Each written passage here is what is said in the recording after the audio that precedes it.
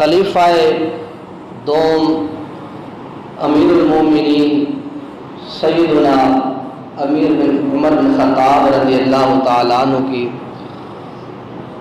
شہادت اور ان کے فضائل اور مناقب مختصر اور سرسری نظر سے میں بیان کروں گا۔ اللہ سے دعا ہے اللہ اس تذکرہ خیر میں ہماری کوشش کاوش کو قبول فرما کے ہماری نجات کا ذریعہ بنائے۔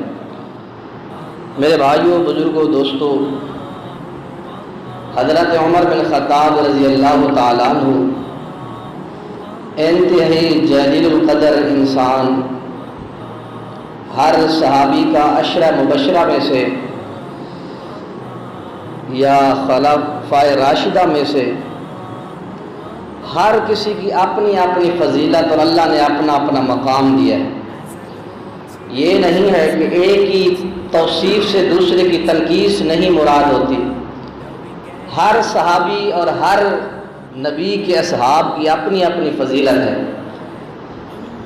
تو حضرت عمر بن خطاب رضی اللہ تعالیٰ عنہ دور اسلام میں داخل ہونے سے پہلے کی جو ان کی زندگی تھی، دور اسلام میں آ کر اس کا تذکرہ کیا کرتے تھے، فرمایا کرتے تھے میرے ساتھیوں، میرے دوستوں، میرے بھائیوں،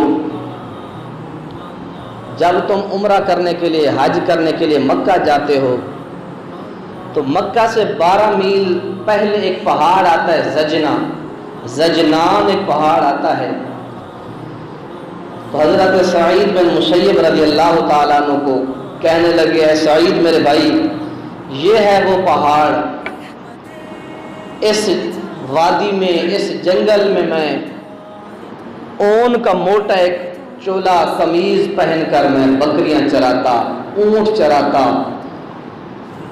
اور میرا جو والد تھا خطاب انتہائی درجے کا سخت قسم کا آدمی تھا، میں آگے آگے کام کرتا اور وہ پیچھے میرے ڈنڈا لے کر گھومتا، تھوڑی سی بھی کوتاہی کرتا تو فرماتے کہ مجھے اتنا مارتے کہ اللہ اور عمر کے درمیان کوئی چیز نہیں ہوتی، یعنی مرنے کے قریب میں ہو جاتا۔ اور اسی کے ساتھ میرے والد مجھے لکڑیاں چننے کے لیے جنگلوں میں بھیج دیتے، اونٹ چرانے کے لیے، بکریاں چرانے کے لیے۔ میری خالائیں تھی، بنو مخزوم قبیلے میں ان کی شادیاں ہو چکی تھی، وہ بھی کہتی اے عمر بچے ہماری بکریاں، ہماری اونٹیاں بھی لے جانا۔ یہ میری زندگی تھی، مجھے گنتی نہیں آتی تھی، مجھے لکھنا نہیں آتا تھا، مجھے پڑھنا نہیں آتا، گنتی کرتا، ایک پتھر اٹھا کے ادھر ڈال دیتا، دوسرا اٹھا کے ادھر ڈال دیتا، اس طرح میں اونٹوں کی گنتی کرتا، کچھ بھی نہیں تھا۔ میں زجنان وادی میں کھڑے ہو کر اپنے دور جاہلیت کا تذکرہ کرتے ہیں اور الفاظ بھی پڑھتے ہیں، لا الہ الا اللہ العلی العظیم، لا الہ الا اللہ العلی العظیم، اے مولا تو جس کو چاہے عطا فرما دے۔ ایک غلام کو تو نے اٹھا کر، بکریوں کے، اونٹوں کے چرواہا کو تو نے اٹھا کے خلافت کے منصب پر تو نے بٹھا دیا۔ سبحان ربی العظیم، تو بڑی عظمت والی ذات ہے۔ وَتُعِزُّ مَن تَشَاءُ وَتُذِلُّ مَن تَشَاءُ، جس کو جو مقام دے، تیرے ہاتھ میں ہیں سارے خزانے۔ اس قدر آپ کا سختی کا یہ دور گزرا، بچپن کا اور دور جہالت کا۔ عمر گزرتی گئی، 27 سال عمر کے جب مکمل ہوئے تو اللہ نے آپ کے دل میں اسلام کی کچھ کرنیں ڈالی۔ تو اس کا پس منظر کچھ یوں تھا کہ مکہ کے اندر 2 نوجوان تھے، ایک عامر بن ہشام جس کو عام ہم ابو جہل کہتے ہیں، اور دوسرے یہی خطاب کے بیٹے حضرت عمر تھے۔ نبی علیہ الصلوۃ والسلام اللہ سے دعائیں مانگتے، اللہ ان دونوں نوجوانوں میں سے کوئی جوان مجھے عطا فرما۔ تو اسلام کا بہت بڑا یہ دشمن تھا ابو جہل، اس نے نبی علیہ السلام کو مارنے کی قیمت لگائی کہ جو حضور علیہ السلام کو نعوذ باللہ قتل کرے گا 100 اونٹنیاں اس کو میں عطا کروں گا اور کچھ چاندی کے اوقیے بھی اس کو میں عطا کروں گا۔ اس لالچ میں آ کر حضرت عمر بن خطاب رضی اللہ تعالیٰ نے تلوار اٹھائی، اسلام سے پہلے کا واقعہ ہے، بڑے غصے میں اللہ کے نبی کو قتل کرنے کے نعوذ باللہ ارادے سے جا رہے ہیں۔ راستے میں ایک مسلمان ملے، کہا کہ کہاں کا ارادہ ہے عمر؟ فرمایا کہ آج جاتا ہوں، سارا کام تمام کر دیتا ہوں، ہمارے بتوں کو غلط کہنے والے، ہمارے اسلام ہمارے مذہب کو لوگ چھوڑ کر اس محمد بن عبداللہ ہمارے نبی کا نام لیتا ہے کہ اس طرف سارے جا رہے ہیں۔ اس نے کہا حضرت جی آپ اپنے گھر کو سنبھالو، آپ کی بہن فاطمہ، آپ کا بہنوئی سعید دونوں مسلمان ہو چکے ہیں، آپ ہمارے نبی کو کیا ختم کریں؟ غصے سے آگ بگولا ہو گئے، واپس آئے، اپنی بہن کو اور اپنے بہنوئی کو دونوں کو جی بھر کے مارا، تھک گئے، لیکن بہن اور بہنوئی کے چہرے پر کوئی دین سے پیچھے ہٹنے کے اثرات ہی نہیں تھے، وہ مارتے جاتے اور ان دونوں کے جذبات مزید اسلام کے ساتھ پختہ ہوتے گئے۔ یہ بھی ایک واقعہ بیان کیا جاتا ہے آپ کا۔ اور دوسرا واقعہ جو سورہ الحاقہ 29ویں پارے میں موجود ہے، فرماتے ہیں کہ ہماری جو مکہ کے مشرک نوجوان تھے، ہماری ڈیوٹیاں لگی ہوئی تھی، رؤسائے مکہ نے ڈیوٹیاں لگا دی کہ آج اس نوجوان نے مکہ کے بتوں کی پہرے داری کرنی ہے، آج فلاں نوجوان نے حفاظت کرنی ہے، آج فلاں نوجوان نے ان کی حفاظت نگہبانی کرنی ہے۔ تو میری بھی ایک دن باری ہے۔ فرماتے ہیں کہ میں بیت اللہ کے اندر داخل تھا، چوکیداری کر رہا تھا، اللہ کے نبی آئے، بیت اللہ کے سامنے حجر اسود کے سامنے قرآن پاک کھولا اور تلاوت شروع کر دی۔ تلاوت شروع کرتے ہیں، سورہ الحاقہ شروع کرتے ہیں، اور فرماتے ہیں کہ جب پڑھتے پڑھتے نبی علیہ الصلوۃ والسلام اس آیت پر پہنچے، خذوہ فغلوہ، خذو کا معنی اس کو پکڑ لو۔ حضرت عمر فرماتے ہیں میں نے سمجھا شاید کہ اللہ کے نبی کو یہاں میرے موجود ہونے کی خبر مل گئی، میں ڈر گیا۔ خذوہ فغلوہ، اس کو پکڑو اور زنجیروں میں جکڑ دو، یہ اس آیت کا معنی تھا۔ حضرت عمر بڑے فصیح تھے، آپ عربی کو بہت زیادہ لغت کو جاننے والے تھے۔ حضرت عمر نے فرمایا اللہ کے نبی پڑھتے پڑھتے آگے چلے گئے، میرے دل میں خیال آیا کہ یہ جو آپ کلام پڑھ رہے ہیں یہ کسی کاہن کا کلام ہو سکتا ہے۔ میرے دل میں یہ وسوسہ آیا، اللہ کے نبی نے فوراً قرآن کی آیت پڑھی، وَلَا بِقَوْلِ کَاہِن، یہ کسی کاہن کی کلام نہیں ہے۔ پھر میرے دل میں خیال آیا کہ شاید کہ یہ کسی شاعر کی کلام ہو سکتی ہے۔ اللہ کے نبی نے فوراً آیت پڑھی، وَمَا هُوَ بِقَوْلِ شَاعِرٍ، یہ کسی شاعر کاہن کی کلام نہیں ہے۔ حضرت عمر فرماتے ہیں پھر میرے ذہن میں سوال آیا، نہ یہ کسی جادوگر کی کلام، نہ کسی شاعر کی کلام، پھر یہ کس کی کلام ہو سکتی ہے؟ اللہ کے نبی نے سورہ حاقہ کی اور آیت پڑھی، فرمایا تنزیل من رب العالمین، لوگوں یہ قرآن اللہ کی طرف سے نازل شدہ قرآن ہے۔ فرماتا ہے میرے دل کے اور دروازے کھل گئے۔ ایک یہ بھی واقعہ بیان کیا جاتا ہے، اپنے بہن اور بہنوئی کو جا کر خوب مارا، لیکن دیکھا ان کے ہاتھ میں ایک کاغذ کا ٹکڑا ہے، یا وہ چمڑا تھا یا وہ کاغذ تھا، اس کے اوپر قرآن مجید کی چند آیتیں لکھی ہوئی تھی۔ حضرت عمر نے جب بہت زیادہ مارا، تھک گئے، دیکھا کہ اسلام کا نشہ، اسلام کا جوش اور ولولہ اترنے کا نام ہی نہیں لیتا۔ حضرت عمر نے فرمایا میری بہن فاطمہ، یہ ٹکڑا مجھے دکھا، اس پر کیا لکھا ہے؟ آپ نے فرمایا میرے بھائی آپ مجھ سے بڑے ہیں، لیکن یہ ایسا کلام ہے جس کو کوئی مشرک اور پلیت ہاتھ نہیں لگا سکتا، آپ کو پہلے غسل کرنا پڑے گا پھر قرآن کو ہاتھ لگائیں۔ حضرت عمر بن خطاب نے غسل کیا، آ کر آپ نے اس اوراق کو کھولا، اس میں اللہ کا قرآن 16واں پارے کی سورہ طٰہٰ لکھی تھی، طٰہٰ ما انزلنا علیک القرآن إلا تذكرة لمن يخشى. یہ آیتیں حضرت عمر نے پڑھی، جیسے پڑھتے گئے اس کا اثر دل میں اترتا گیا، دل نرم ہو گیا. آواز کھول تھوڑی، ویسے مرا ہوا سپیکر پھر ساری بند کر. دل میں اثر اترتا گیا، آخر کار دل میں جو جذبات تھے وہ زبان پر آئے اور کہا کہ مجھے اللہ کے نبی کے پاس لے چلو، میں اللہ کے نبی کے پاس جانا چاہتا ہوں.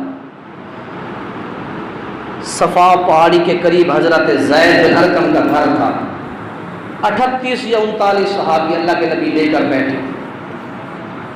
اس گھر سے نکل کر بیت اللہ میں عام شریعام نماز پڑھنے کی جرت نہیں تھی مسلمانوں کو. ڈر کر سہمے ہوئے تھے سارے. کبھی کسی پہاڑی کی غار میں جا کر کسی کمرے میں بند ہو کر نمازیں اور اللہ کی عبادت کیا کرتے.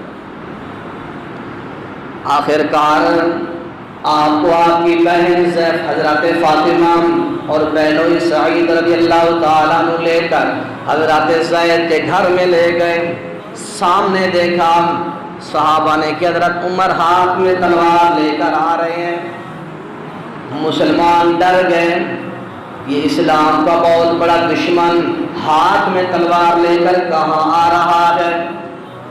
نبی علیہ السلام کے جج امیر حمزہ بھی موجود تھے.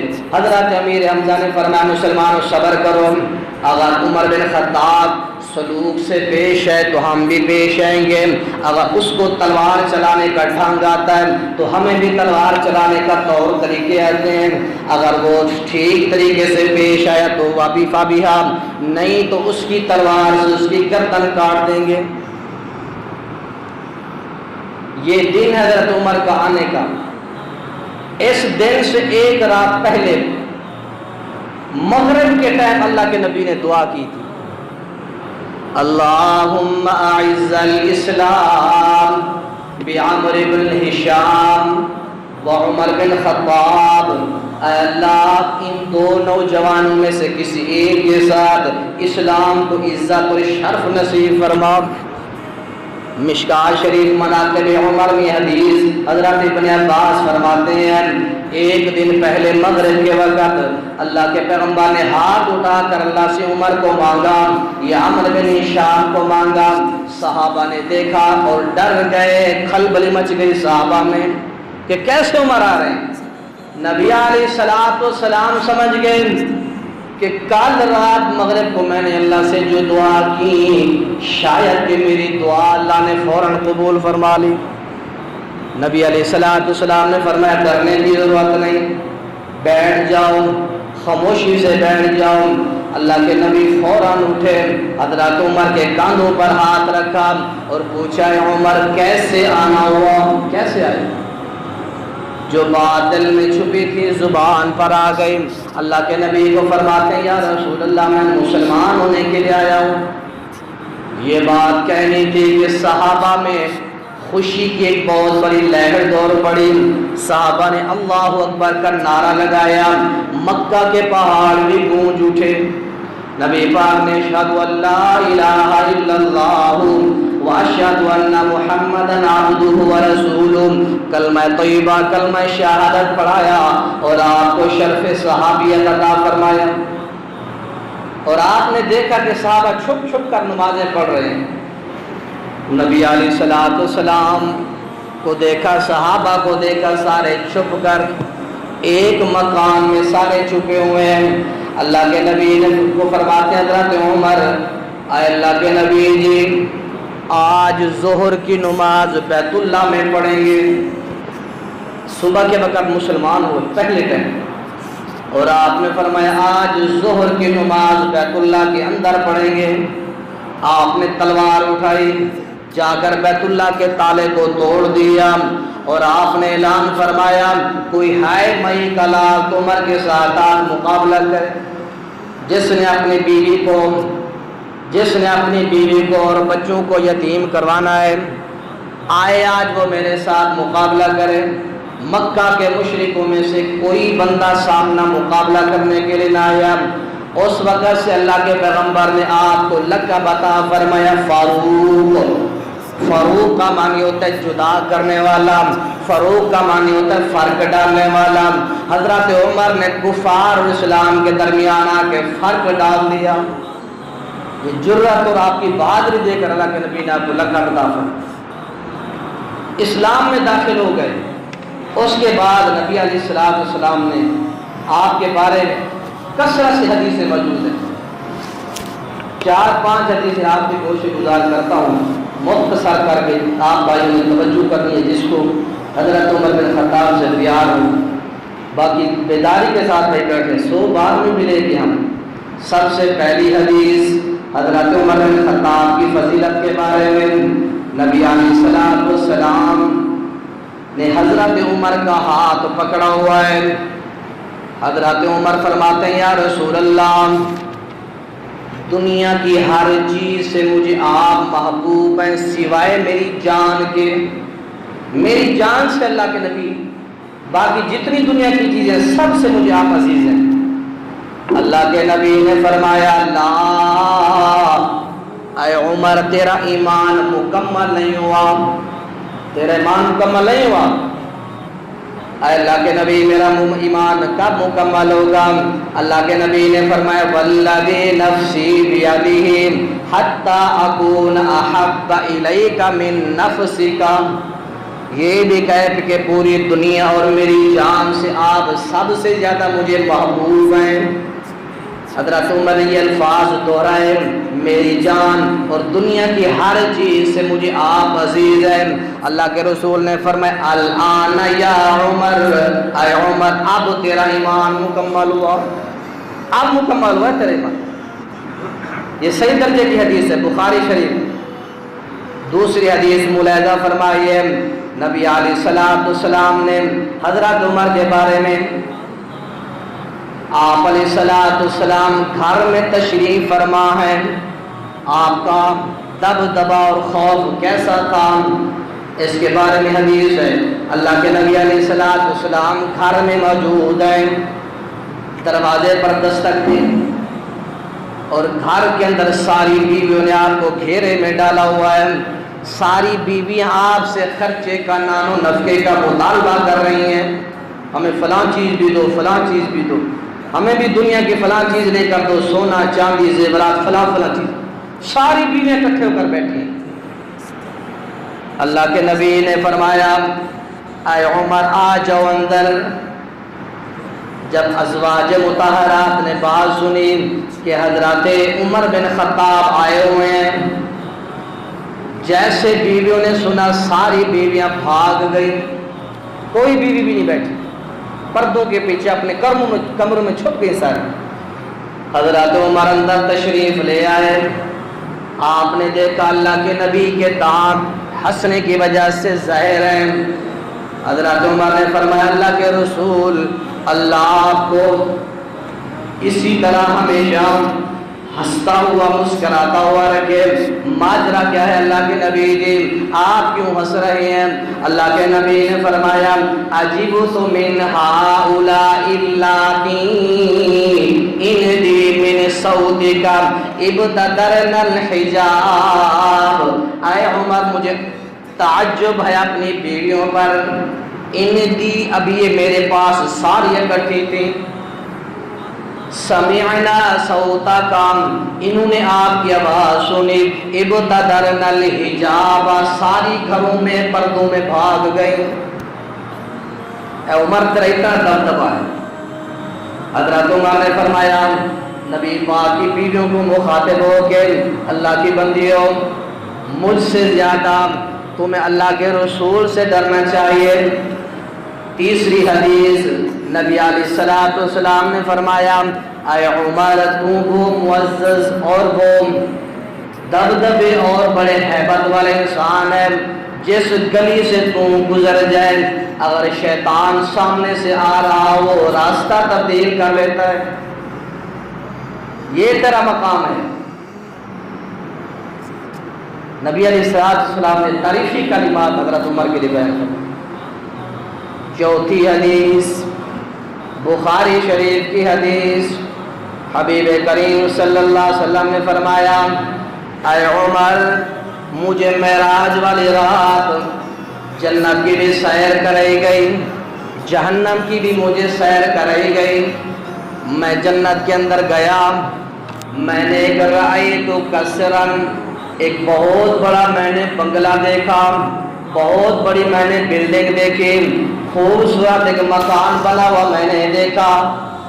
اے عمر میں اس مکان میں داخل ہونے کی سوچ رہا تھا، اور سوچتے ہوئے میں نے پوچھا اے میرے ساتھ جو فرشتہ تھا، اے فرشتے یہ محل کس کا ہے؟ مجھے جواب دیا گیا قلت لعمر بن الخطاب، یہ محل بنگلہ کوٹھی حضرت عمر کی ہے رضی اللہ تعالیٰ، یہ کوٹھی عمر بن الخطاب کی ہے۔ فرماتے ہیں میں داخل ہونے لگا، فذکرت غیرتک یا عمر، اے عمر میں اندر داخل ہونے لگا، مجھے تیری غیرت یاد آ گئی، میری تیری جب غیرت یاد آئی میں اندر داخل نہ ہوا، پیچھے آ گیا، میں نے جرأت نہیں کیوں۔ حدیث کے الفاظ ہیں بخاری شریف کے، حضرت عمر فرماتے ہیں فداک ابی و امی، ہماری ماں اور ہمارا باپ اے اللہ کے نبی آپ کی ذات پر قربان ہو جائیں، علیک اغار، کیا میں آپ پر غیرت کروں گا؟ فبکا، حضرت عمر زاروں کا تار ہونے لگے، میں آپ پر غیرت کروں گا؟ چلے جاتے میرے محل کو دیکھ لیتے، میں کیسے آپ پر غیرت کروں؟ فبکا، حضرت عمر زاروں کا تار رو رہے ہیں۔ میرے عزیز بھائیوں ابھی زندہ ہیں، لیکن اللہ نے جنت کے اندر محل اور بلڈنگ کی بشارت پہلے سنا دی۔ ان کے ایمان پر شک و تشریح کرنے والے، حضرت عمر کے ایمان پر شک کرنے والے، حضرت عمر کی ذات پر شک و ستم کرنے والے، آؤ یہ فضیلتیں سنو، حضرت عمر کی شان سنو، حضرت عمر کا مقام سنو۔ حضرت عمرو بن عاص کہتے ہیں چھٹی حدیث، فرمایا کہ میں سلسلہ غزوہ ذات السلاسل سے واپس آیا، واپس جس وقت میں آیا میں نے آ کر پوچھا اللہ کے نبی جی سارے لوگوں میں سے سب سے زیادہ آپ کو محبوب ترین کون ہے؟ آپ نے فرمایا عائشہ، سب لوگوں میں سے پیاری مجھے میری بیوی عائشہ لگتی ہے۔ میں نے فرمایا اللہ کے نبی جی من الرجال، مردوں میں سے سب سے زیادہ کون آپ کو پیارا لگتا ہے؟ اللہ کے نبی نے فرمایا ابوہا، عائشہ کا باپ مجھے سب سے پیارا لگتا ہے۔ آپ نے فرمایا میں نے تیسری مرتبہ سوال کیا ثم، پھر تیسرے نمبر پر آپ کو کون پیارا ہے؟ اللہ کے نبی نے فرمایا عمر بن الخطاب، مجھے عمر سب سے زیادہ پیارا ہے، مجھے بہت پیارا ہے عمر۔ اب ان الفاظ کے کہنے سے یہ نہیں کہ باقی صحابہ کی فضیلت ختم، ہر صحابی کی اللہ نے علیحدہ علیحدہ شان بیان فرمائی۔ اللہ کے نبی علیہ الصلوۃ والسلام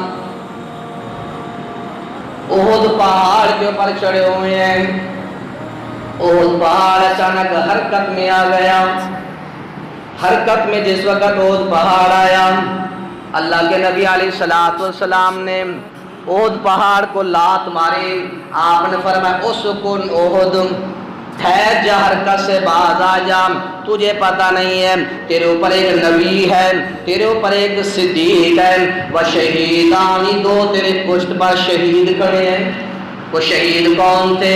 ایک حضرت عمر بن خطاب تھے، ایک حضرت عثمان تھے رضی اللہ عنہم۔ میرے بھائیو آئیے ان کی شہادت کا واقعہ بھی سن لیجیے۔ حضرت عمر بن خطاب رضی اللہ تعالیٰ عنہ کے پاس ایک دن ایک مجوسی بدقسمت آ جاتا ہے جس کا نام ابو لولو مجوسی تھا۔ آ کر کہتا ہے کہ میرے آقا حضرت مغیرہ بن شعبہ نے میرے اوپر ٹیکس بہت زیادہ لگا دیا ہے۔ کتنا ٹیکس لگایا؟ میرے اوپر 100 دینار مہینے کا ٹیکس لگا دیا۔ تو آپ نے فرمایا تو بڑا پائے کا کاریگر ہے، بڑا تو نقاش ہے، سنارا ہے، بڑا تو ہنر جانتا ہے، تیرے لیے کون سی بڑی رقم ہے؟ اور اس بدقسمت میں دل میں یہ کہ حضرت امیر المومنین نے میرے حق میں ناانصافی کی ہے، اور حضرت عمر کی عدل و انصاف کی دنیا بھی گواہی دیتی ہے۔ آپ کا اپنا حال یہ تھا کہ آپ کے بیٹے عبداللہ رضی اللہ تعالیٰ عنہ بہت زیادہ ان کے بچے تھے، اور حضرت عمر بن خطاب رضی اللہ تعالیٰ عنہ بہت تھوڑی مقدار میں اپنے بچے کو خرچہ دیتے تھے، گھر کا گزر بسر بہت کم ہوتا۔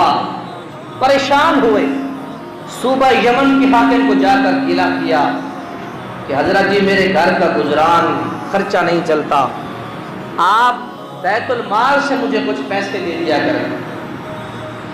تو حاکم نے کہا حضرت جی آپ جانتے ہیں کہ آپ کے ابو عمر کتنے سخت ہیں اور عادل حکمران ہیں، ان کو پتہ چل گیا کہ میں نے یمن کے بیت المال سے آپ کو کچھ پیسے دیے تو مجھے شامت کا خطرہ ہے، میں نہیں دے سکتا۔ ایک کام میں کرتا ہوں، میں نے یمن کے شہر کا مال زکوٰۃ اکٹھی کی ہے، میں نے وہ ساری زکوٰۃ مدینہ شریف میں اللہ کے نبی کو حضرت عمر کو بھیجنی ہے، آپ ایسا کریں وہ مال میں سارا آپ کو دے دیتا ہوں، اس مال کا آپ یمن سے کپڑا خرید لیں،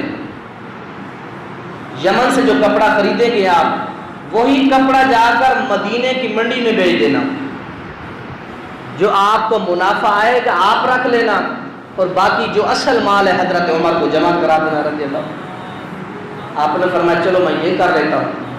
آپ نے کپڑا خریدا، مدینہ شریف میں لے گئے، منڈی میں بیچ دیا، جتنا پیسہ تھا وہ علیحدہ کیا، منافع آپ نے اٹھا لیا۔ حضرت عمر بن خطاب کو پتہ چل گیا، آپ نے فرمایا نہ وہ مال تیرے باپ کا تھا نہ تیرا تھا، تجھے کس نے اجازت دی کہ اس مال کے ساتھ خرید و فروخت کرنے؟ آپ نے اصل مال بھی لیا اور منافع بھی لیا اور بیت المال میں آپ نے جمع کر دیا۔ یہ تھے انصاف والے صحابی۔ آج جن پر غاصب کا دعویٰ کرتے ہیں بعض جو حلال ہو، پوری زندگی میں حضرت عمر نے اپنے حکماء کو، اور بیت المقدس کی فتح تو آپ نے پڑھی ہوگی، سنا ہوگا آپ نے کہ جس وقت عیسائیوں نے مقابلہ کیا مسلمانوں کے ساتھ اور بیت المقدس کے دروازے بند کر کے لڑتے رہے، آخر کار طاقت ٹوٹ گئی، انہوں نے شرط لکھی امیر المومنین آئیں ان کے ساتھ ہم معاہدہ کریں گے، پھر ہم اپنی شکست مانیں گے۔ آپ نے منظور فرما لیا۔ حضرت عمر بن عاص نے پیغام بھیجا آپ تشریف لائیں۔ مقام جابیہ پر سارے حکماء اور مجاہدین آئے، آپ نے دیکھا اپنے حکماء کو جو آپ نے عاملین بنائے ہوئے تھے، جسموں پر ریشم کے دیباج کے بڑے بڑے خوبصورت کرتے ہیں، آپ نے زمین سے کنکریاں اٹھائیں، کنکریاں اٹھا کر ان کے جسموں پر ماری اور فرمایا کہ یہ اجمی عادات تمہارے اندر کب سے آ گئی؟ اللہ کے نبی ہمیں سادگی کا درس دے کر گئے تھے، اللہ کے نبی ہمیں بالکل سادگی کا درس دے کر گئے تھے، اور تم نے اس طرح عیاشی کا کبوتر کے گوشت کھاتے ہو، میدے کی روٹیاں کھاتے ہو۔ اس قدر حضرت عمر بن خطاب سادہ انسان تھے۔ تو اللہ سے دعا ہے اللہ پاک ہمیں ان کی سیرت سے سبق حاصل کرنے کی توفیق نصیب فرمائے۔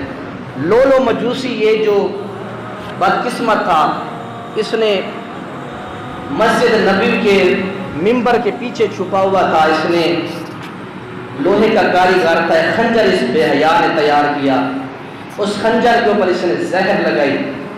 صبح کی نماز کا وقت تھا، اندھیرے میں چھپ کر آیا، حضرت عمر کی ناک میں کئی وار کرتا ہے حتیٰ کہ جسم پھٹ گیا، اندر سے مواد بھی سارا باہر آ گیا، اور آپ نے اشارہ کہ اس کتے کو پکڑو، اس نے مجھے مار دیا ہے، تو وہ بھاگ گیا۔ تو اس کے بعد حضرت عمر رضی اللہ تعالیٰ عنہ 26 یا 27 ذی الحجہ کو آپ کی شہادت ہوئی۔ حضرت صہیب رومی رضی اللہ تعالیٰ عنہ آپ کی نماز جنازہ پڑھائی، امی عائشہ سے اجازت لے کر حجرے کے اندر آپ کو دفن کیا گیا۔ انا للہ و انا الیہ راجعون۔ سبحان ربک رب العزۃ عما یصفون۔ وسلام علی المرسلین.